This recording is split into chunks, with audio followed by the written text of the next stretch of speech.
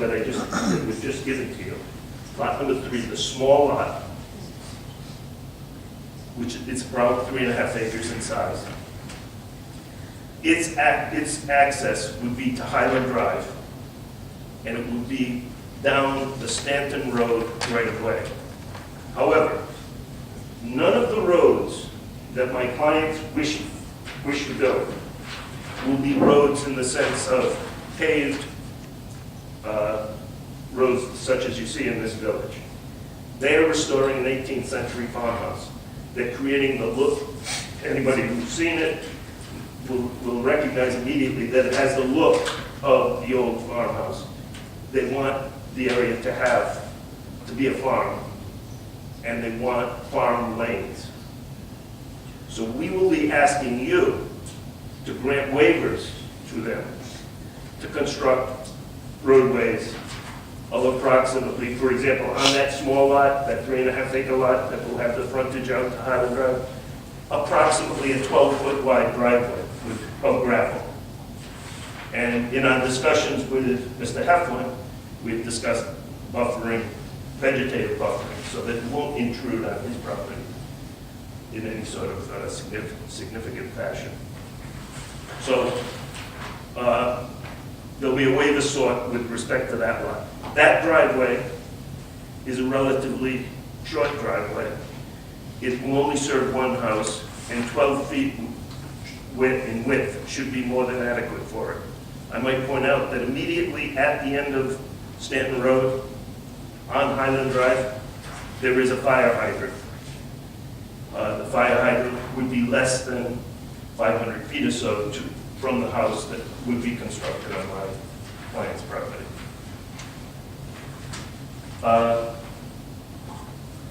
That takes care of my discussion of the driveway for that small lot. The other 2 lots, we've given you a new drawing tonight. And the reason for the new drawing is my client's desire to keep this property within the rubric or the requirements of the farm, forest, and open space law. And that requires lots of 10 acres, minimum size.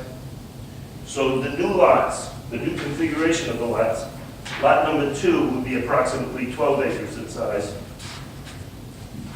And lot number 3 will be approximately 16.5 acres in size.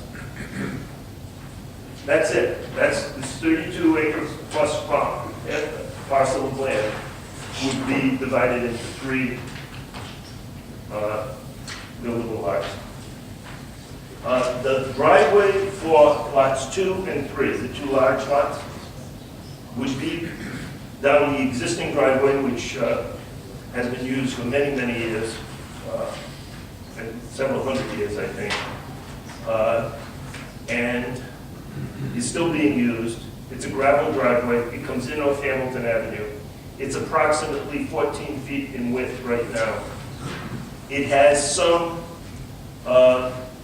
culverts to allow water to move from under the roadway. It will have to be improved. When we went the other day, when the planner and one of the members of your commission went the other day, you can see that in the most extreme weather conditions, that is a thaw after a lot of rain, there was mud in some portions of the roadway.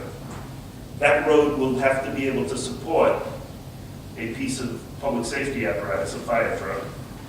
And we will work with the town's engineering department to submit a plan for a gravel roadway, approximately 14 feet in width, that will support a fire truck. Both of the driveways will have places where a truck can turn around and exit without having to back up.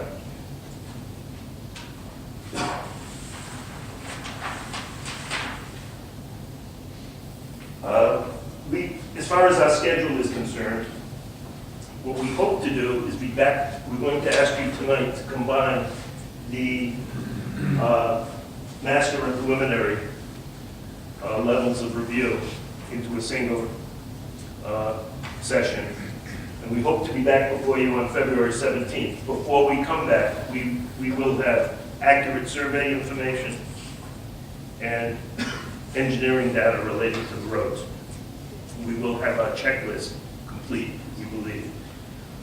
If it's necessary, we also would be before you on March 17th.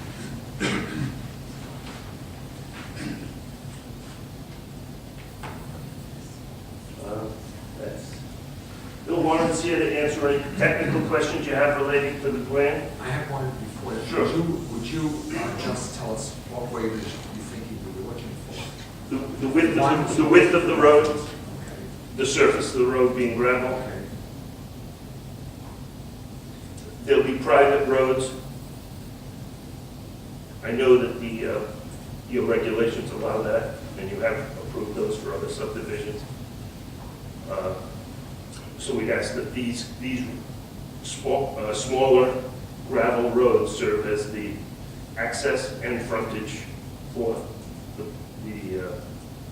properties. We will have to go before the zoning board after we have your approval, which we hope we will have. As I've indicated, we'll have to go before the zoning board to get variances for those. They will go to the zoning board after the preliminary approval is granted by the planning commission and prior to final approval of the subdivision. I have a question, John, though, on the proposed driveway. We have documentation, so this driveway here, cuts across this property here. Yeah. Maybe like no longer the same party, but in the future. There'd be an easement, a driveway easement. And that would be a document that we would submit, have reviewed by the technical review committee and the planner.